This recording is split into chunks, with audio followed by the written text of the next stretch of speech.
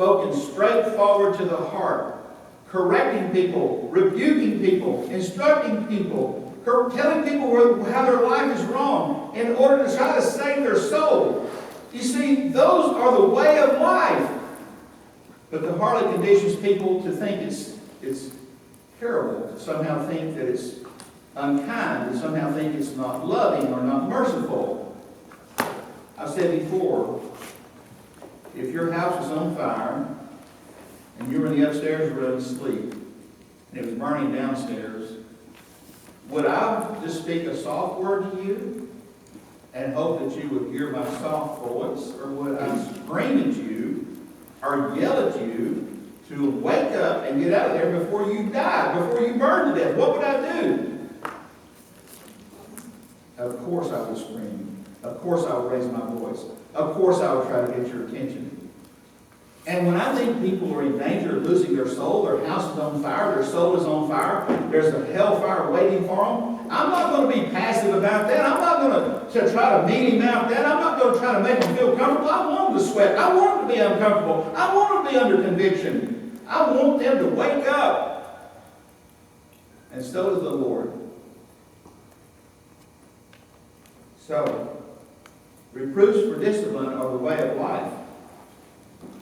And they will keep you from the evil woman in verse 24, and from the smooth tongue of the adulteress. He goes on to say next verse, do not desire her beauty in your heart.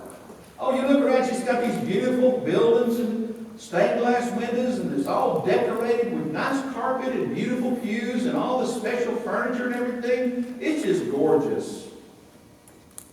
All the programs, and now they've got all these special lighting effects, they've got all these sound effects, and they've got all this digital stuff going on now in churches, and it's so beautiful. What's that got to do with our soul? Do not let her desire, do not let your desire for her beauty enter into your heart, nor let her capture you with her eyelids.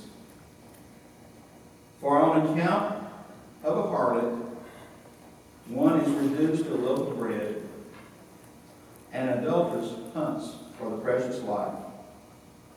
In other words, she's looking for the naive. She's looking for the foolish. She's looking for the unlearned, that she may take him in.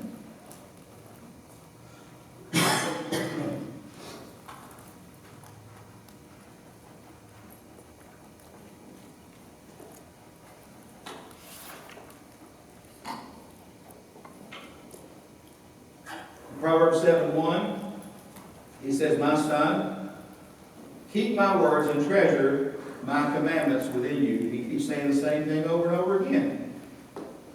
Keep my commandments and live. There's a danger. There's a danger about her that could take our life. Keep my commandments and live, and my teaching as the apple of your eye. Bind them on your fingers. Write them on the tablet of your heart. Say to wisdom, you're my sister, and call understanding your intimate friend, that they may keep you from an adulteress, from the foreigner who flatters with her words. Now he's telling a little story about what happened to a young man in verse 6. For at the window of my house, I looked out through my lattice, and I saw among the naive and discerned among the youths a young man lacking sense. Passing through the street near her corner, and he takes the way to her house in the twilight, in the evening, in the middle of the night, and in the darkness. You can see that in the spiritual sense. It's a very dark time that we live in now. And behold, a woman comes to meet him, dressed as a harlot and cunning of heart. You know what she says to him? You know what she says? She says, oh, you need to come to our church. How many times have you been invited to church? Oh, you ought to come to our church. We got the best pastor. We got the best choir. Oh, you ought to see our music program. Or you see this new building we built. Come to our church. She says, come on in. Come to me. You'll like it here. We want you to like it.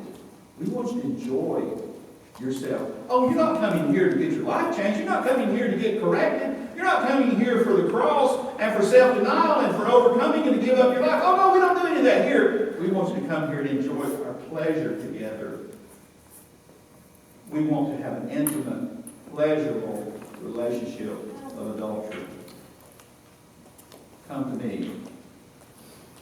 So, the young man's naive, and so she seizes him and kisses him.